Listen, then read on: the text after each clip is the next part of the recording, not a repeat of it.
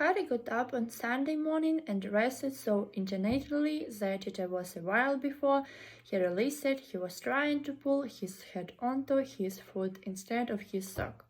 When he had finally got all his clothes on the right parts of his body, he hurried off to find Hermione. Location he had the Gryffindor table in the Great Hall, where she was eating breakfast with Ginny. Feeling too queasy to eat, Harry waited until Hermione had swallowed her last spoonful of porridge, then dragged her into the grounds for another walk. There he told her all about the dragons and about everything Sirius had said, while they took another long walk around the lake, alarmed as she was by Sirius' warnings about Karkaroff. Hermione still thought that the dragon was a more pressing problem. "Let's just try and keep you alive until Tuesday evening," she said desperately, "and then we can worry about Karkaroff."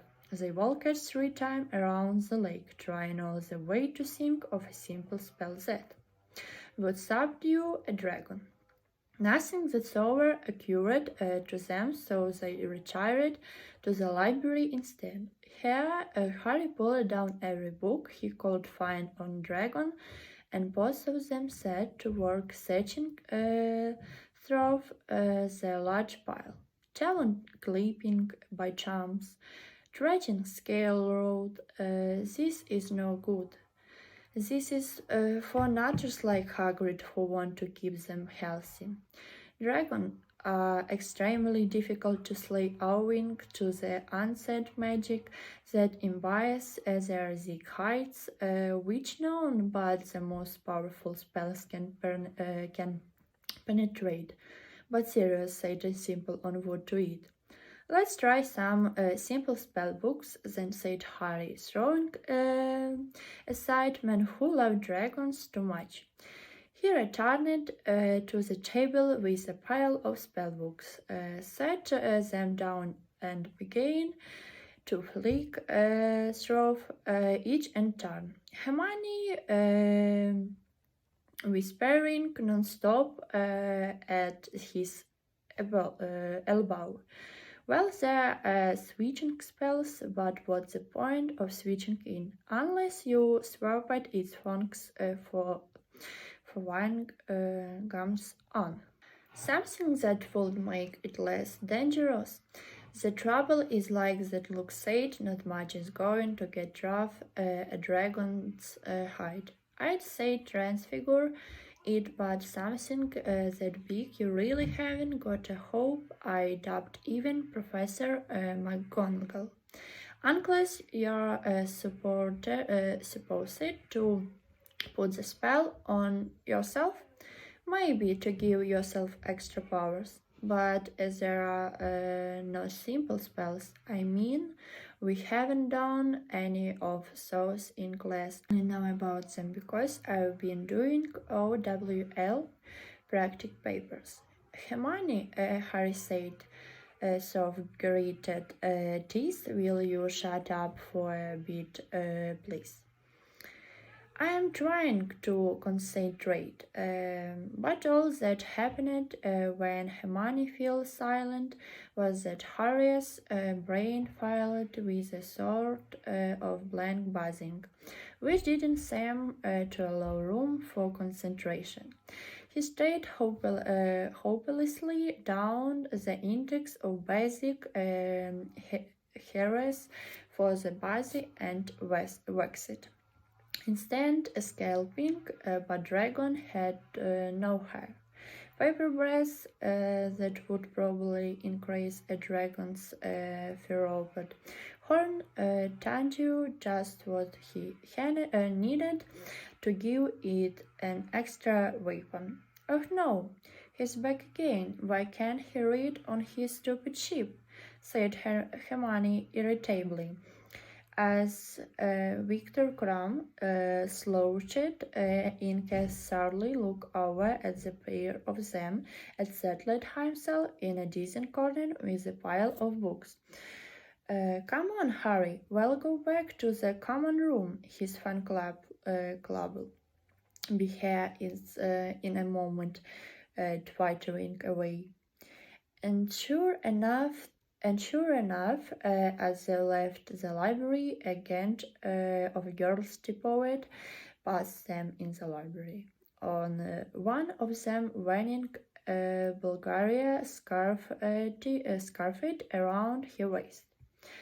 Harry barely slept that night. When he awoke on Monday morning, be seriously considerate for the first time ever, just running away from Hogwarts. But as he looked around the great hall at the breakfast time and thought about what leaving the castle would mean, he knew he could not do it.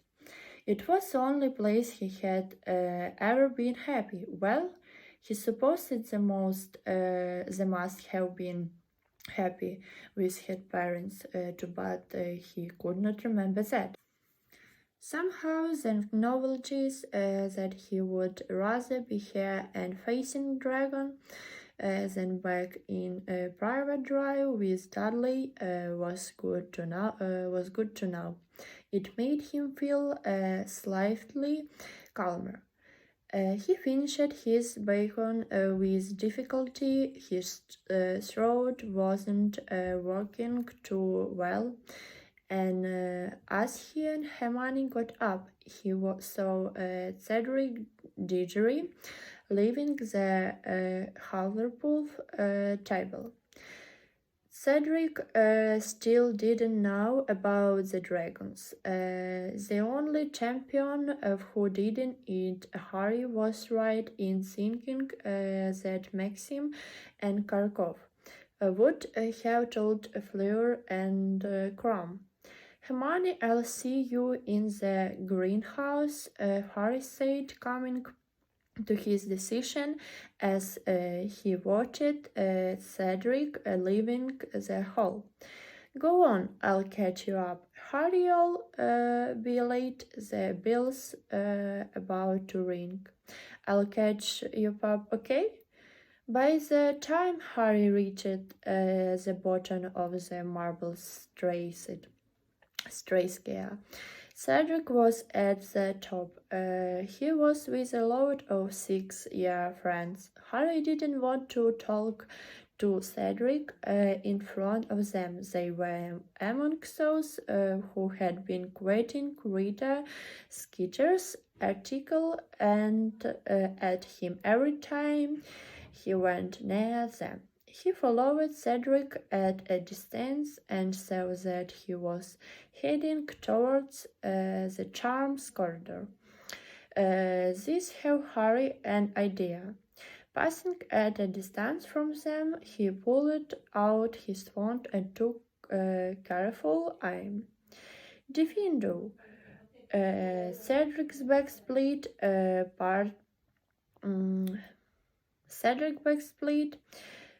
Parchment, quills, and books piled out of it onto the floor. Several bottles of ink smashed. Don't bother, said Cedric in an exasperated voice as his friend bent down to help him. Tell Flitwick I'm coming, go on. This was exactly that Harry had been hoping for. He slipped his wand back into his robes, waited until Cedric's friends had disappeared into their classroom, and hurried up the corridor, which was now empty of everyone but himself and Cedric. Hi, said Cedric, picking up a copy of a gauge to advance Transfiguration that was now splattered with ink. My bag just split, brand new and all. Cedric, said Harry, the first task is dragon. What? Said Cedric, looking up. Dragons, said Harry, speaking quickly in case Professor Flitwick came out to see where Cedric had got to. There are got one for each of us, and they've got one for each of us, and we've got to get past them. Cedric started at him. Harry saw some of the panic had been feeling since Saturday night flickering in Cedric's grey eyes. Are you sure? Cedric said in a hushed voice. Dead sure, said Harry. I've seen them. But how did you find out? We're not supposed to know. Never mind, said Harry quickly. He knew Hagrid would be on trouble if he took the trust. But I'm not the only one who knows. Fleur and Graham will know by now. Maxim and Karkov both saw the dragons too. Cedric straightened up, his arms full of inky quills, parchment and books, his ribbed bag dangling off one shoulder. He started and Harry, and there was a puzzled, almost suspicious look in his eyes. Why are you telling me? He asked. Harry looked at him in disbelief. He was sure Cedric wouldn't have asked if they had seen the dragon himself. Harry wouldn't have let his worst enemy face those monsters unprepared. Well, firms Malfoy or Snape. It's just, said, isn't it? He said to Cedric. We all know now we're on an even footing, aren't we? Cedric was still looking at him in a slightly superior voice, and Harry had a familiar cloaking nose behind him. He turned around and saw Mad-Eye Muddy emerging from a neighborly classroom. Come with me, Potter, he growled, degree of Hugo. Harry started appraisingly at Muddy. Had he overheard them? Professor, I'm supposed to be in herbology. Never mind that, Potter. In my office, please. Harry followed him, wondering what is going to happen to him now. What is Moody wanted to know how he had found out about the dragons? Would Moody to go Dumbledore and tell on Hagrid, or just turn Harry into a ferret? Well, it might be easier to get past a dragon if there was a ferret. Harry chaffed dully. Had been smaller, much less easy to see from a height of 50 feet. He followed Moody into his office. Moody closed the door behind them and turned to look at Harry. His magic eye fixed upon him as well as the normal one. That was a very decent thing you just did, Potter, Moody said quickly. Harry didn't know what to say. This wasn't the recreation he had expected at all. Sit down, said Moody, and Harry said, looking around. In Professor Lockhart's day, the walls had been plastered with beaming, winking pictures of Professor Lockhart himself. When Lupin had level hair, you were more likely to come across a specimen of some fascinating new dark creature he had procured for them to study in class. Now, however, the office was full of a number of exceptionally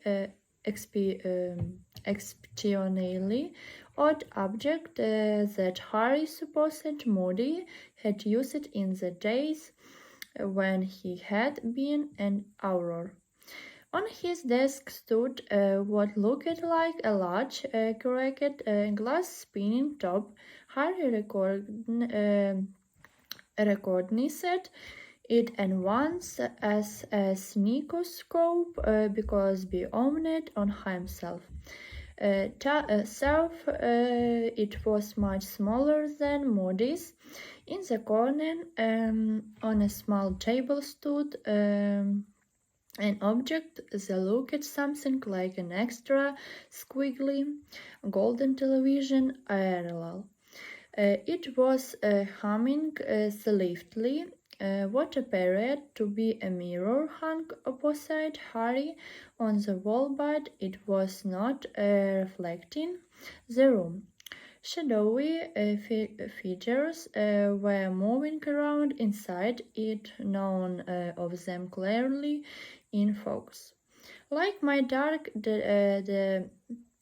detectors, do you? Said Moody, who was watching Harry closely. What's that? Harry asked, pointed at the squiggly golden area. Security sensor vibrates when it detects concealment and lies. No use here, of course, too much inference. Students in every direction lying about why they haven't done their homework. Been humming ever since I got here. I had to disable my sneakoscope because it wouldn't stop whistling. It's extra sensitive, picks up stuff about a mile around.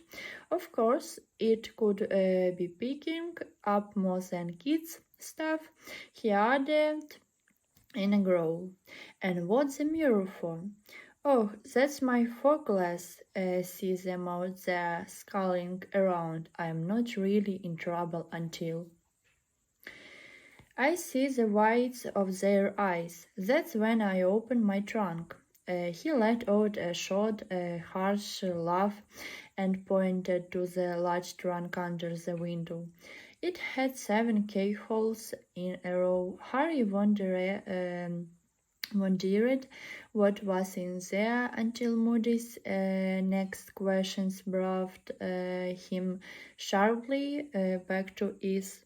So, found out about the dragons, have you? Harry hesitated, had been afraid of this, but he hadn't told Cedric, and he certainly wasn't going to tell Moody that Hagrid had broken the rules. It's all right, said Moody, sitting down and stretching out his wooden leg with a groan. Chatting's a traditional part of the Tree-Wizard tournament and always has been. I didn't cheat, said Harry sharply. It was a sort of accident that I found out. Moody grinned. I wasn't accusing you, Lydia. I've been telling Dumbledore from the start he can be as high-minded as he likes, but you can be old Karkov and Maxim won't be. They'll have told the champions everything they can. They want to win. They want to beat Dumbledore. They'd like to prove he's only human.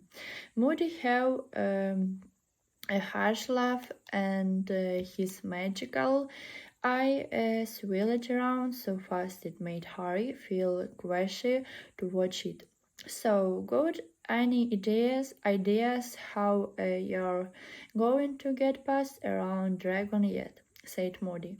No, said Harry. Well, I am not going to tell, said Moody gruffly. I don't show favoritism, me. I'm just going to give you some good general advice. And the first bit is play to your strengths. I haven't got any, said Harry before he could stop himself. Excuse me, growled Moody. You've got strengths if I say you've got something now. What are you best at? Harry tried to concentrate. What was he best at? Well, that was easy, really. Quidditch, he said dully, and fought a lot of help. That's right, said Moody, staring at him very hard, his magical eye barely moving at all. You're a damn good flyer from what I've had. Yeah, but Harry started at him. I am not a lavender broom. I've only got my wand. My second piece of general advice, said Moody loudly, interrupting him, is to use a nice simple spell which will enable you to get what you need. Harry looked at him blankly. What did he need? Come on, boy, whispered Moody. Put them together. It's not that difficult, and it clicked. He was best at flying. He needed to pass the dragon in the air. For that he needed his firebolt, and for his firebolt he needed Hermione. Harry whispered when he had sped into greenhouse. 10 minutes later, uttering a hurried apology to Professor Sprout as he passed him. Hermione, I need you to help me. What do you think I've been trying to do, Harry? She whispered back, her eyes round with anxiety over the top of the quivering fluttery bush she was pruning. Hermione, I need to learn how to do a summoning charm properly by tomorrow afternoon. Tried with all his might to make various objects fly across the room towards him. He was still having problems. The books and quills kept losing head halfway across the room and dropping like stone to the floor. Concentrate, Harry, concentrate. What do you think I'm trying to do? Said Harry angrily. A fifth grade dragon keeps popping up in my head for some reason. Okay, try again. He wanted to skip divination to keep practicing, but Hermione refused point blank to squeal of arithmetic, and there was no point staying without him. He therefore had Andrei over and Howard Professor Trelawney, who spent half the lesson telling everyone that the position of Mars in the relation of Saturn and the moment mean that people born in July were in great danger of a sudden violent death. Well, that's good, said Harry loudly, his temper getting the better of him just as long as it's not drowned out. I don't want to suffer. Ron looked for a moment as tough he was going to laugh. He certainly caught Harry's eye for the first time in days, but Harry was still feeling too resentful towards Ron to care. He spent the rest of the lesson trying to attract small objects towards him under the table. With his wand, he managed to make a fly zoom straight into his hand. Though he wasn't entirely sure that was owing to his prowess at summoning charms. Perhaps the fly was just stupid. He forced down some dinner after divination, then returned to the empty classroom with Hermione. using the invisibility cloak to avoid the teachers. They kept practicing until past midnight. They would have stayed longer, but Peewees turned up and pretending to think that Harry wanted things brown at him started checking chairs across the room. Harry and Hermione left in hurry before the noise attracted Filch, and went back to the Gryffindor common room, which was now mercifully empty. Checking chairs across the room. Harry and Hermione left in hurry before the noise attracted Filch, and went back to the Gryffindor common room, which was now mercifully empty. At 2 o'clock in the morning, Harry stood near the fireplace, surrounded by heaps of objects, books, quills, several upturned chairs, and old set of gobstones and Neville's stout Trevor. Only in the last hour had Harry really got the hint of the summoning charm. That's better, Harry. That's loads better, Hermione said, looking ecstatic but very pleased. Well, now we know what to do next time. I can't imagine a spell, Harry said, throwing a runner dictionary back to Hermione so he could try again. Threaten me with a dragon, right? He raised his wand once more. Ezio dictionary. The heavy book soared out of Hermione's hand, flew across the room, and Harry cuffed it. Harry, I really think you got it, said Hermione delicately. Just as long as it was tomorrow, Harry said. The firebolt's going to be much farther away than the stuff in here. It's going to be in the castle, and I'm going to be out there in the grounds. That doesn't matter, said Hermione firmly, just as long as you concentrate really hard on it. It'll come, Harry. We'd better get some sleep.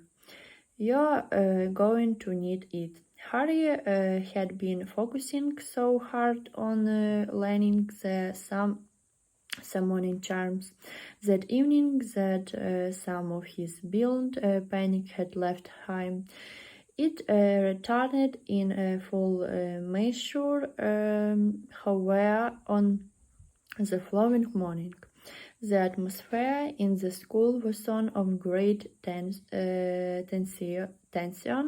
and excitement. Lessons were to stop at midday, giving all the students time to get down. The dragons' enclosure tough, of course, they didn't yet know what they would find there. Harry felt oddly separate from everyone around him, whether they were wishing him good luck or hissing while have a box of chassis ready Potter as he passed.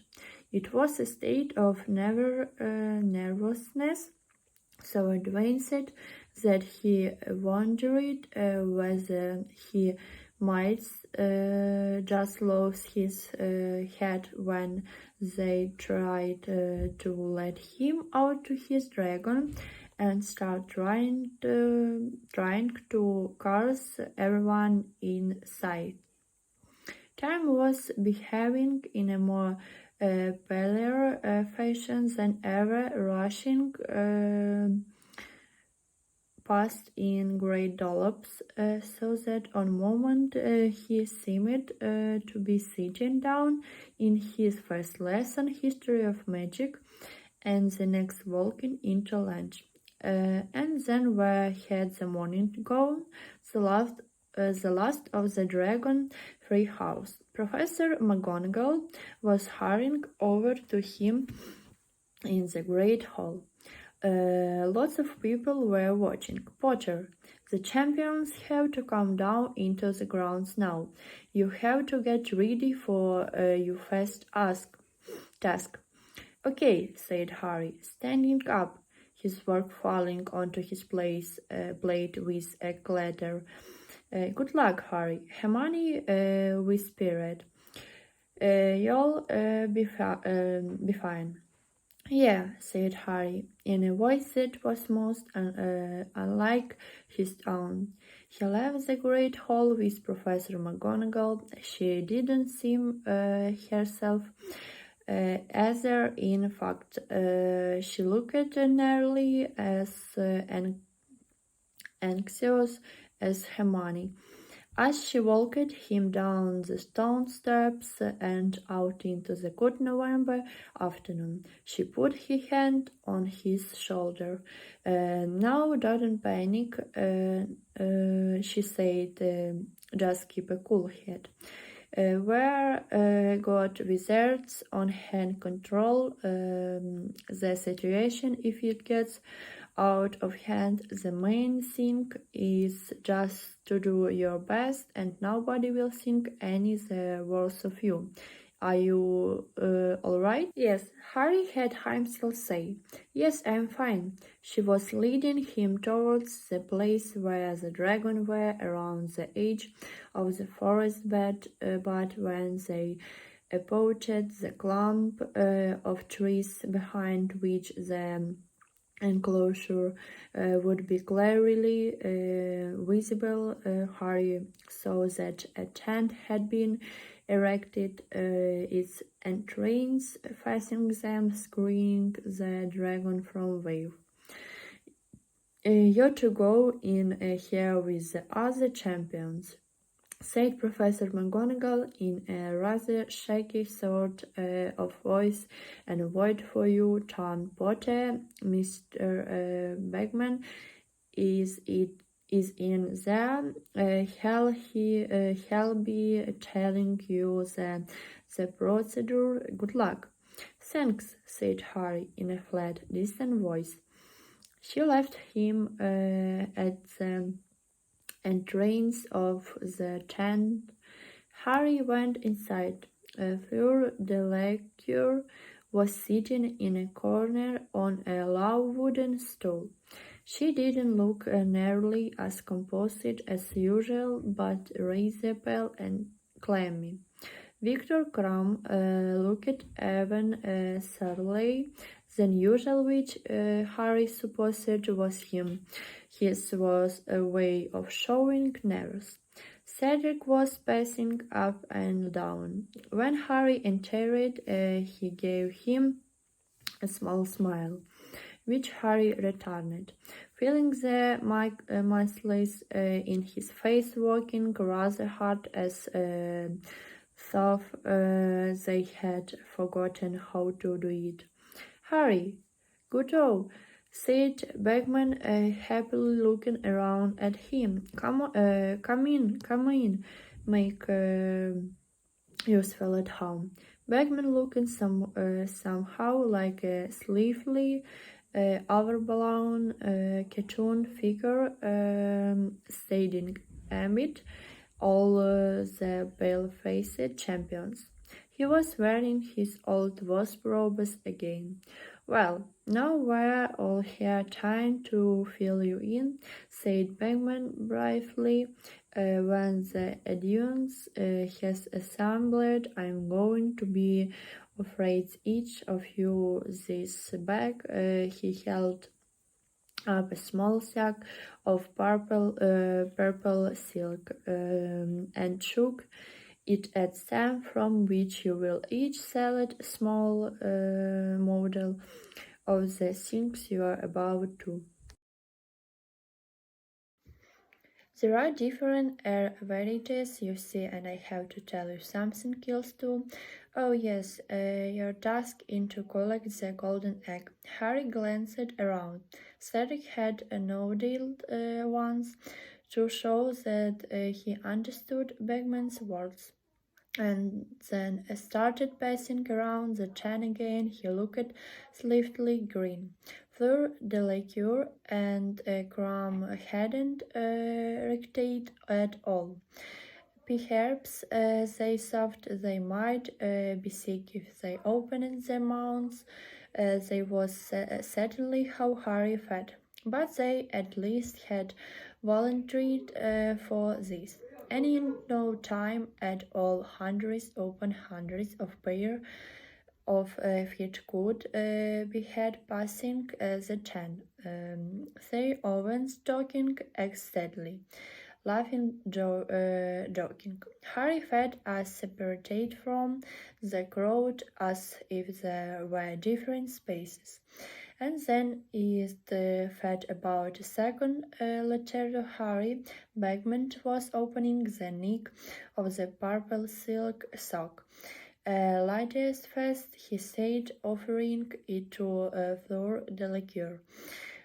She put a shaking hand inside the bag and drew out a teeny, perfect model of a dragon, a Welsh green. It had the number 2 around its neck, and Harry knew by the fact that Fleur showed no sign for surprise, but rather determined, resignant that he had been right. Madame Maxime had told he was what was coming. The same held true for Crumb. He pulled out the clear Chinese fireball.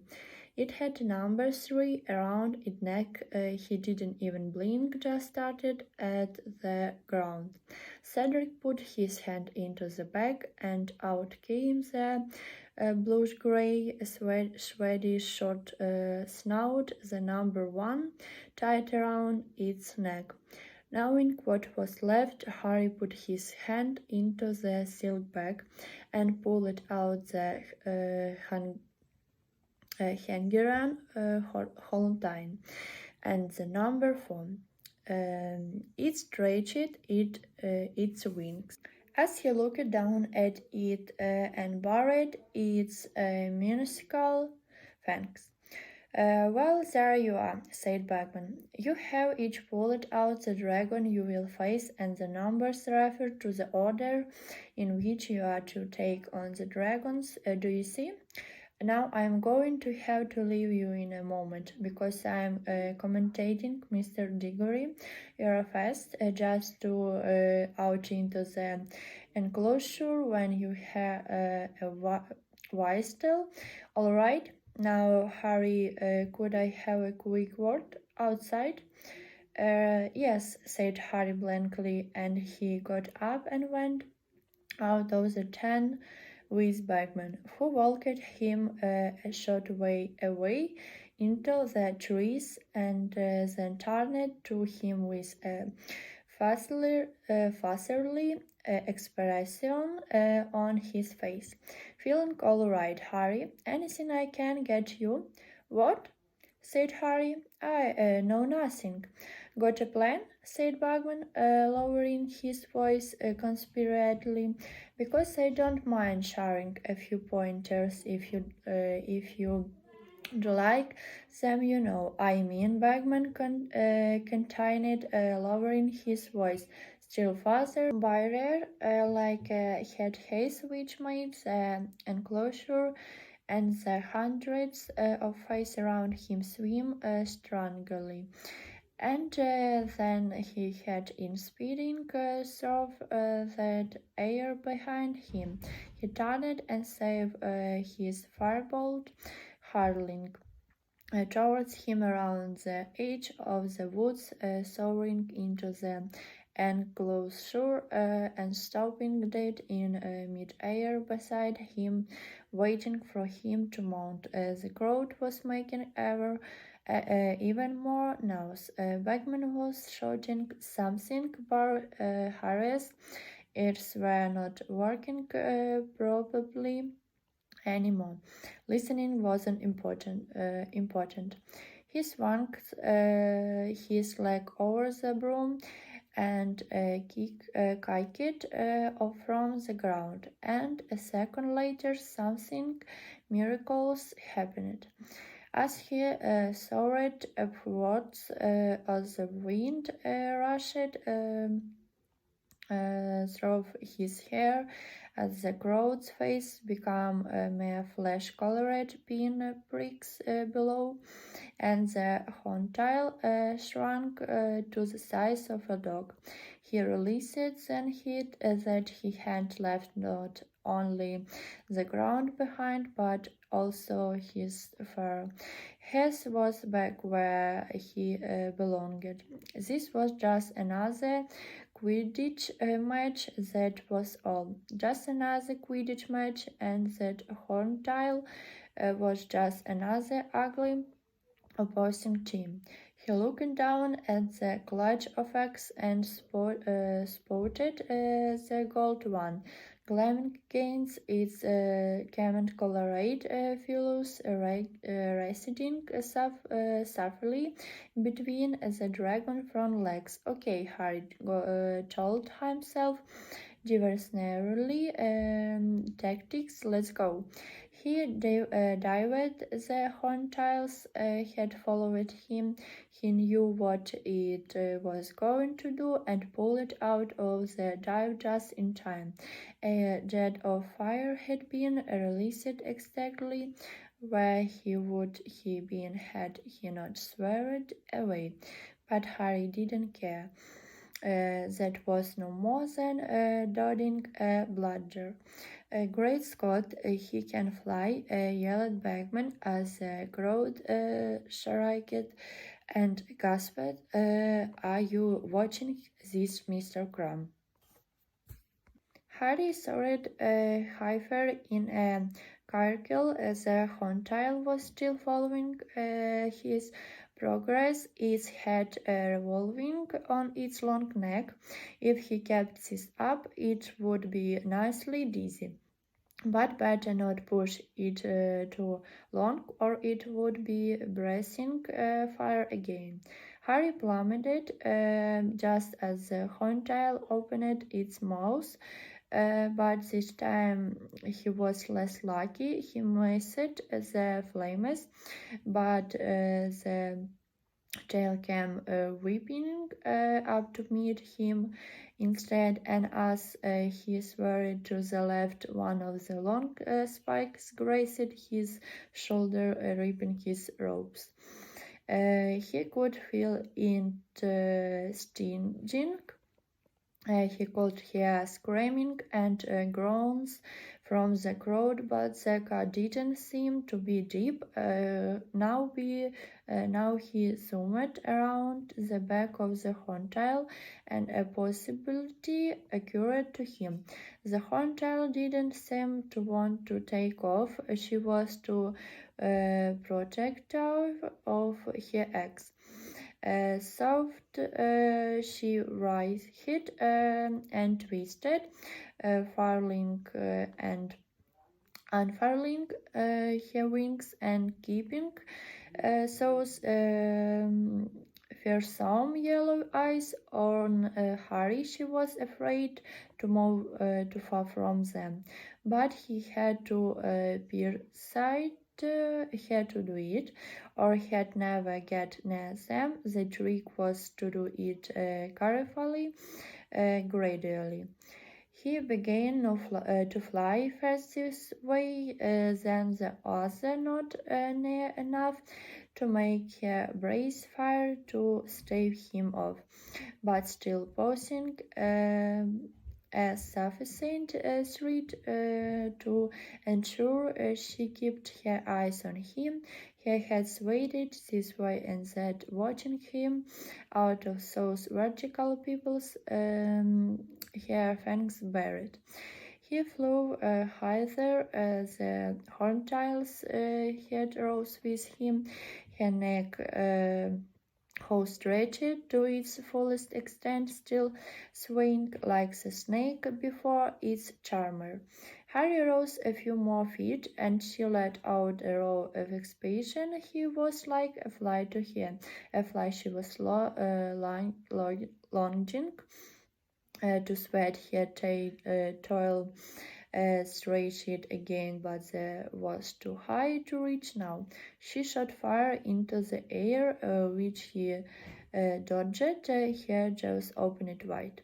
Come on, Harry hissed, swearing 10 times above her. Come on, come and get me. Up you get now. And then she raided, spreading her great black lacery wings, at last as white as so of a small airplane, and Harry dived before the dragon knew what he had done, of where he had despaired. He was speeding towards the ground as fast as he could go, towards the eggs now abducted by her clawed front legs.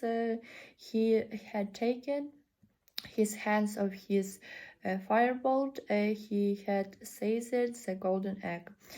And with a huge spurt of speed, he was soaring out over the stands, the heavy axe safely under his injured arm, and it was as though somebody had just turned the volume back up. For the first time, he became properly aware of the noise of the crowd, which was screaming and applauding as loudly as the Irish supporters at the World Cup. Look at that, Beckman was yelling. Will you look at our youngest champion is exquisite to get his egg. Well, this is going to shorten the odds on Mr. Potter.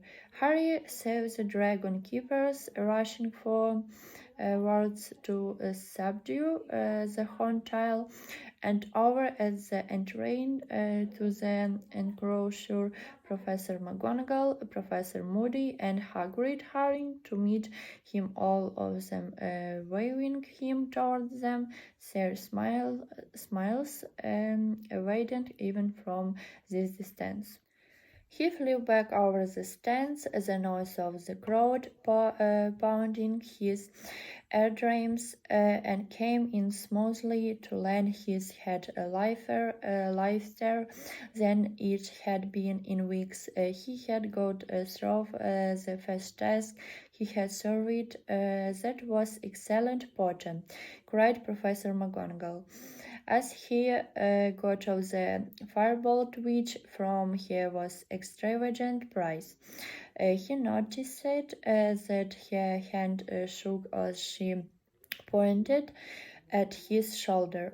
You'll need to see Madame Pomfrey before the judges give out your score. Over the chairs had to mop up Diggory already. Yeah, did it, Harry, said Hagrid hoarsely. Yeah, did it. And again the horntail and all, and yeah, no, Charlie said. That was the worst. Thanks, Hagrid, said Harry loudly, so that Hagrid wouldn't blunder on and reveal that he had shown Harry the dragon beforehand. Professor Moody looked very pleased. To his magical eye was dancing in its socket. Nice and easy does the trick, Potter, he growled. Right then, Potter. The first 8, 10, please, said Professor McGonagall. Harry walked out of the enclosure, still painting, and saw Madame Pomfrey studying and the mouth of a second 10, looking for it. Dragons, she said in a disgusted tone, pulling Harry inside.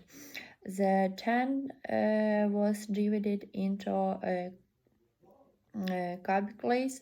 He could make out Cedric's shadow through the canvas, but Cedric didn't seem to be badly.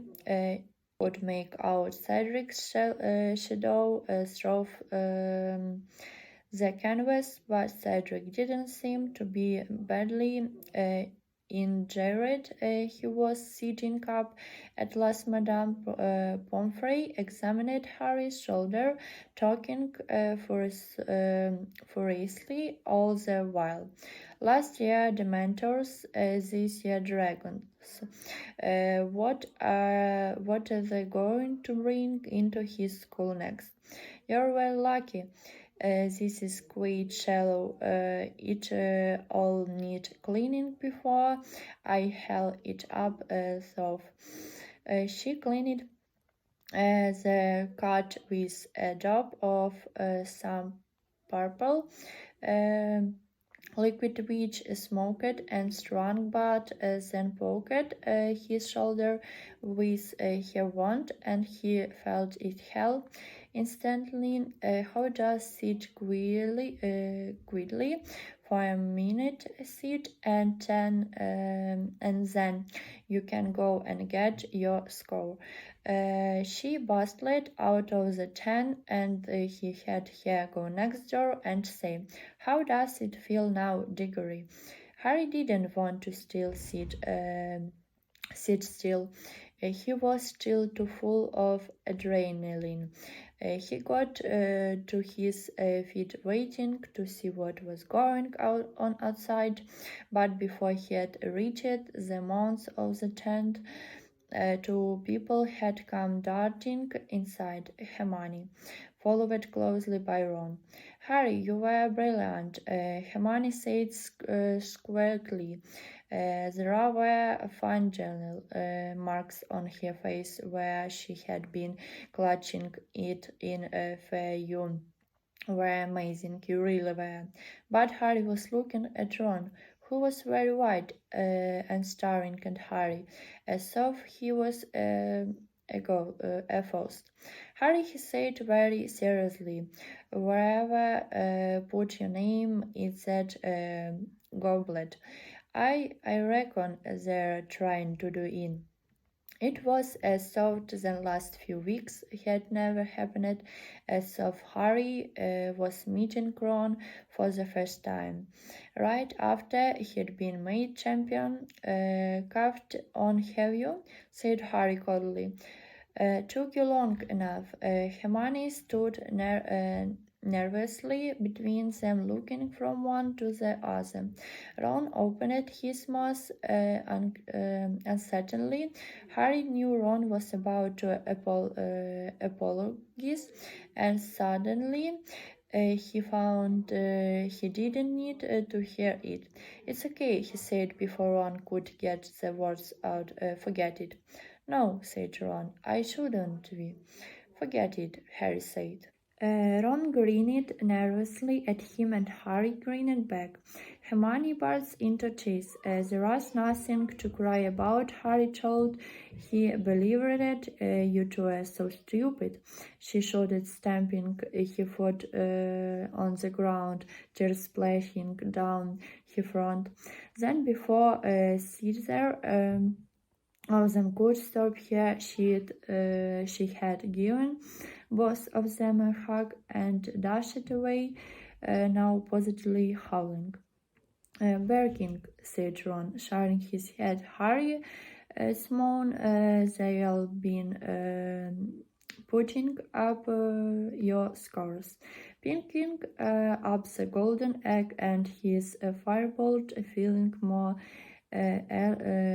elated than he would have believed possible an hour ago.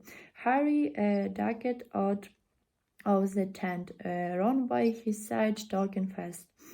"You were the best, you know, no competition.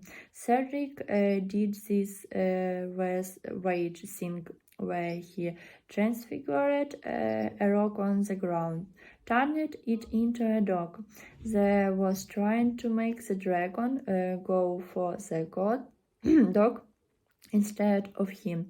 Well, it was a pretty cool bit of transfiguration, and it sort of worked, because he didn't get the egg, but he got burned as well. The dragon